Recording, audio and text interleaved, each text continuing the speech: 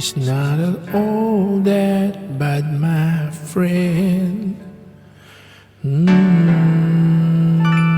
If you believe in yourself, if you believe there's someone who walks through life with you, you'll never be alone. Just learn to reach out and open your heart. Lift up your hands to God, and He'll show you the way. And He said, cast your burdens upon me, those who are heavily laden. Come to me, all of you who are tired of carrying heavy loads. For the yoke I will give you is easy, and my burden is light. Come to me, and I will give you rest.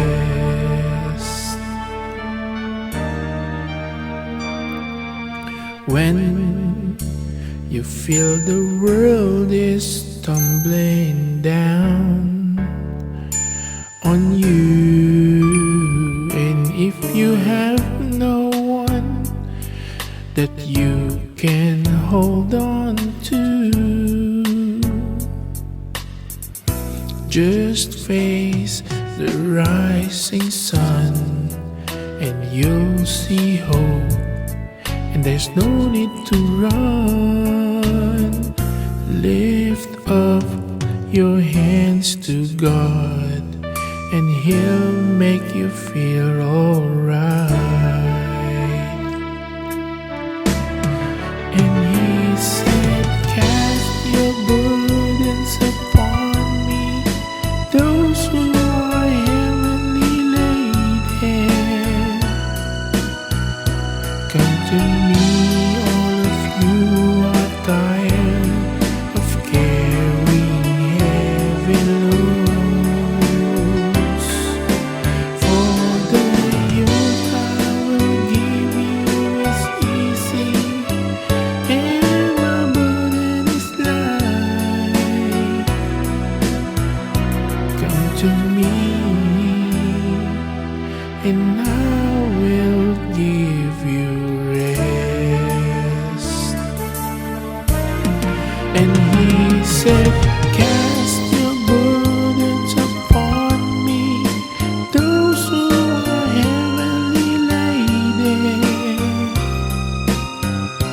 Come to me, all of you who are tired of carrying heavy loads. For the yoke I will give you is easy, and my burden is light. Come to me, and I will give you rest.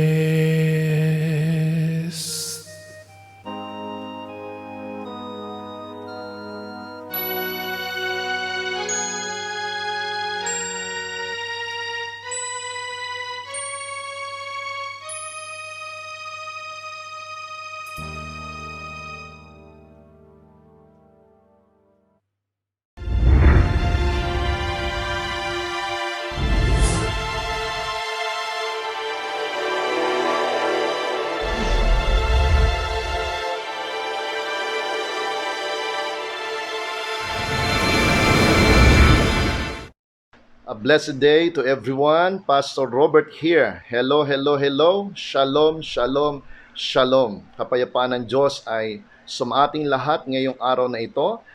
This morning, we're going to talk about unloading our burdens or how to unload our burdens. Meron ka bang suliraning hinaharap? May mga kabigatan ka bang daladala? At ikaw ba ay pagod na? And many times, naiisip mo na mag-give up o kaya ay mag-give in sa iyong mga problema. Well, I have good news for you. Congratulations, because it only show one thing, that you are still a human being and that you are still alive. It's normal. It is called life. However, ang problema po ay kapag tayo na mismo ang ayaw umalis doon sa ating pong mga kabigatan o sa ating pong mga problema. This is not an attempt to solve every problem in life, but to learn how to unload the burdens so that we can face the problem properly. Para po mahanap natin ng solusyon, we must learn to unload our burdens. Minsan kasi kapag tayo po'y punong-puno at bigat na bigat, yung mga solusyon na minsan nasa harap na natin ay hindi po natin nakikita. Ngayon po, pag-usapan muna natin kung saan ba galing itong mga burdens na ito. Bakit ba tayo nakakaranas ng mga kabigatan sa buhay? Tatlong bagay po ang gusto kong i-share tungkol doon. Number one, most burdens ay nanggagaling po sa kasalanan or sin. Sin is a burden because sin has a curse. May sumpa o mga sumpa ang kasalanan. Ang taong namumuhay sa kasalanan at nagpapatuloy dito, siya po ay may mabigat na buhay. No? At habang siya po ay nagkakasala pa sa Panginoon, dumadagdag pa ang mga kasalanan, lalo siya nabibigatan sa kanyang buhay. Hanggang hindi niya na po ito kaya, hanggang siya po ay magbisyo na, o kaya po ay kitilin na ang kanyang sariling buhay dahil hindi niya na kaya yung bigat ng kasalanan kanyang dinadala. Number 2 po, pwede rin ito sa mga pressures in life. Alam naman po natin, ang unang mabigat na problema po nating mga tao ay pera. Sa kukuha ng pera, sa kukuha ng pagkakitaan, dahil ang pera po ang bumibili po ng ating pagkain. Ang pera po ang nagbabayad ng ating bills. Ang pera po ang ginagamit natin para po sa ating pang-araw-araw na gastusin. At mabigat pong problema kapag wala po tayong trabaho, wala tayong negosyo o pinagkakakitaan para po tayo ay may panggastos araw-araw. Burden din po yung mga problema sa bahay, problema sa family, problema sa asawa o problema sa mga anak. Sa mga relasyon natin sa ating pamilya, kapag hindi maayos, mabigat po yan. At lahat ng suliranin sa pamilya, mabigat po yan. Most especially if you are a responsible person. Kung ikaw ay tatay o nanay, o ikaw ang breadwinner sa bahay, you are always carrying heavy burden or heavy load. Minsan din po ay sa trabaho natin. Meron tayong pressure sa ating mga employers, sa ating mga bosses, sa ating pong amo. Tayo po ay napipressure. Tayo po ay binibigyan ng napakaraming load sa trabaho na minsan hindi naman tayo compensated ng maayos. Yan din po ay nagdudulot sa atin ng problems o suliranin o mga kabigatan. And pangatlo po, if you are a Christian or a minister or a pastor, yung pong ministry po, nagiging burden din po siya madalas. So, paano naman nagiging burden ng ministry, Pastor Robert? Kapag ang isang lingkod ng Diyos o isang believer ay nailagay sa isang ministeryo na hindi angkop sa kanya. Halimbawa po, siya ay pinapakanta ng kanyang pastor o leader, samantalang ang kanyang gift ay sa pagsayaw. Pag pinuwersa natin yung taong yon na umawit yung kanyang pag-serve sa Panginoon, bumibigat po yon. Nadidisappoint siya. First of all, hindi niya po yung kaligayahan, hindi niya po yung gift, at hindi po siya effective doon. Even mga pastors, nakakita rin po ako ng isang pastor na highly gifted sa evangelism. In fact, I can see that he is an evangelist. Yun po ang calling niya. Kahit saan mo siya dalhin, basta tungkol sa pangangaral na ebanghelyo, is so effective. Pero he tried to become a pastor. And that was a great disaster. Napakalaki pong disaster ang nangyari dahil he operated doon sa gift na hindi po kanya.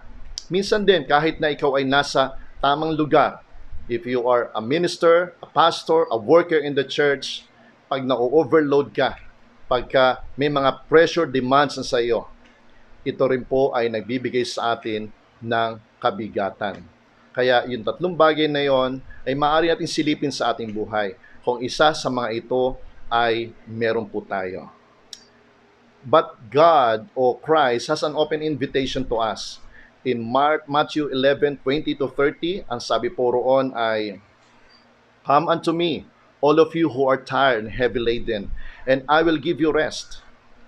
Take my yoke upon you and learn from me, for I am meek and lowly in heart. You will find rest for your soul. For my yoke is easy and my burden is light."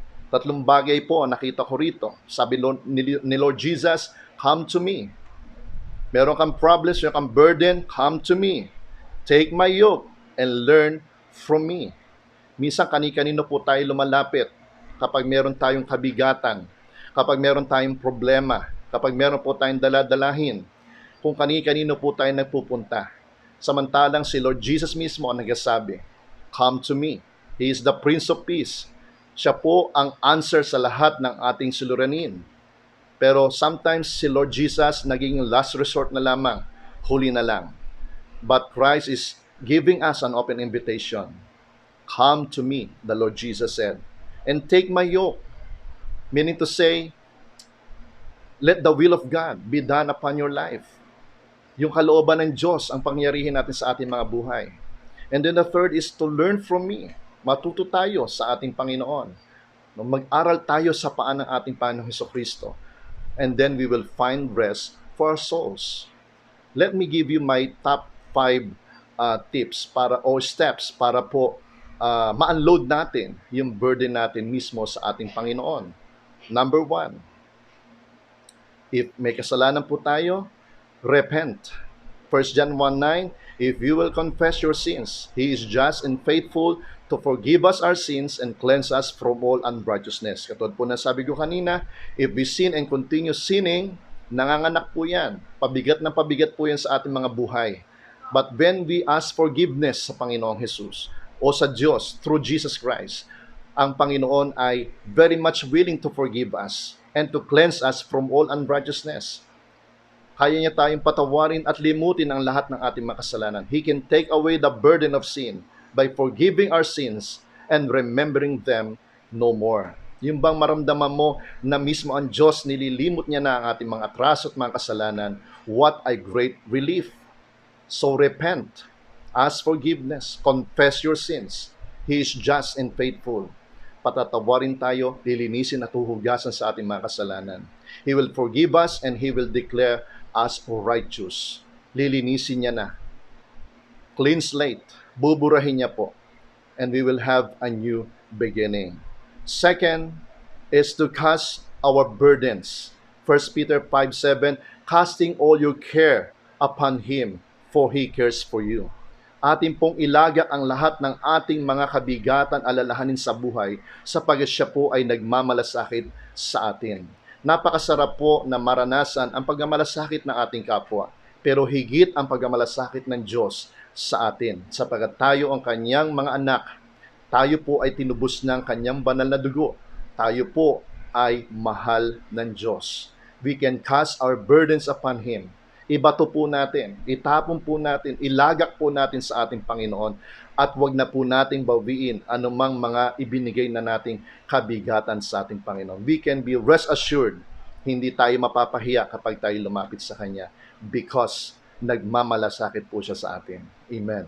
Number 3 po, trust in the Lord. Proverbs 3:5 and 6. Trust in the Lord with all your heart and do not lean on your own understanding. In all your ways, acknowledge Him and He shall direct thy paths. So makita po natin dito na may malaking halaga ang lubos na pagtitiwala sa Diyos. Trust in the Lord with all your heart. Ibigay natin sa Diyos ang ating tiwala. Ilagak natin sa Kanyang ating tiwala sapagkat siya po ay trustworthy. Mga pangako niya tinutupad niya. Mga salita niya ginagawa po ng ating Diyos. Ang katapatan niya ay dakila. Wagas ang Kanyang pag-ibig sa atin. Maaari natin siyang pagkatiwalaan ng lubos. Bitawan natin ang ating mga kamay sa manibela at hayaan natin ang Diyos ang mag-take over sa ating mga buhay. Number 4, pray for wisdom. Meron tayong hinaharap na problema, meron tayong suliranin, let us ask for wisdom. James chapter 1 verse 5. If any of you lack wisdom, let him ask of God, who gives to all liberally and without reproach, and it will be given to him. Ano pong sabi? Humingi tayo ng karunungan sa Kanya, a course of action, solution sa ating problema. No, sa Kanya magmumula ang daan. He will make a way where there seems to be no way. Bakit sa Kanya tayo hingi ng wisdom? For His thoughts are not our thoughts.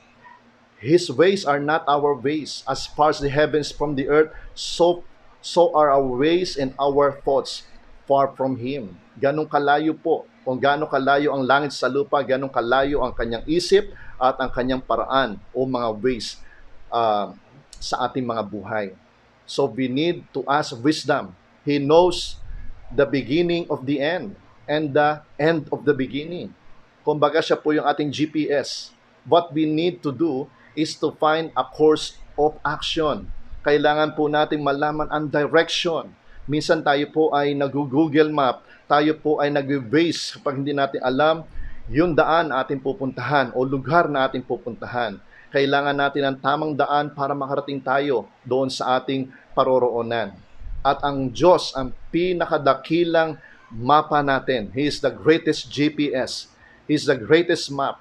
Siya po mabibigay sa atin ng karunungan para ma-arrive natin yung ating destination o yung solusyon na ating pong hinahangad sa buhay. Number 5 po, and the last, act accordingly. Psalms 37 verse 23, the steps of a good man are ordered by the Lord, and He delights in His ways. Kailangan po natin ng patnubay ng Diyos sa ating ginagawa. Yung pong sinasabi sa atin, ito ang tamang daan. A course of action. Yung pong solusyon. Siya lang po ang maaaring magbigay nito. The steps of a good man are ordered by the Lord. No, yung gagabayan niya po bawat hakbang natin sa buhay upang ang ating mga suliranin sa buhay ay magkaroon po ng katugunan. At kung ikaw pa rin ay nabibigatan kahit na ginawa mo na itong mga bagay nito, sabi nga po sa commercial, if symptoms persist, consult your doctor. You know why? Maybe you're the problem. Biro lang po. Pero ito po ang napansin ko sa buhay. My personal reflection is this. Sometimes it is not the strength that we are lacking in life, but the unnecessary burdens and loads that we are trying to carry in our lives. Yun po ang nagpapabigat sa atin. We need to unload our burdens to God. Amen? Let's pray.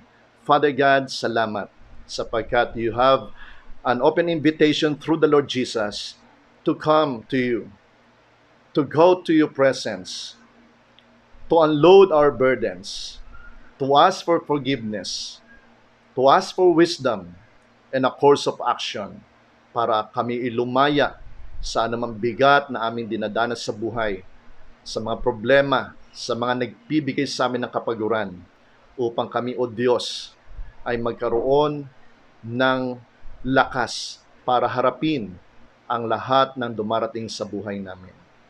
Lord, sino man na nakapakikinig ngayon na may mga ganong klaseng dinadanas sa buhay, may this short teaching, Lord God, be of great help para aking kapatid o Diyos ay magtagumpay sa lahat ng kanyang hinaharap. Salamat tapat na Diyos sapagkat Ikaw ang siyang papatnubay sa aming lahat para kami, O Lord, ay hindi lang makasurvive, kundi kami magtagumpay sa araw-araw naming buhay. We give you praise, Father God. We give you glory. And this we all ask in Jesus' name. Amen and amen, amen. God bless you po. God bless.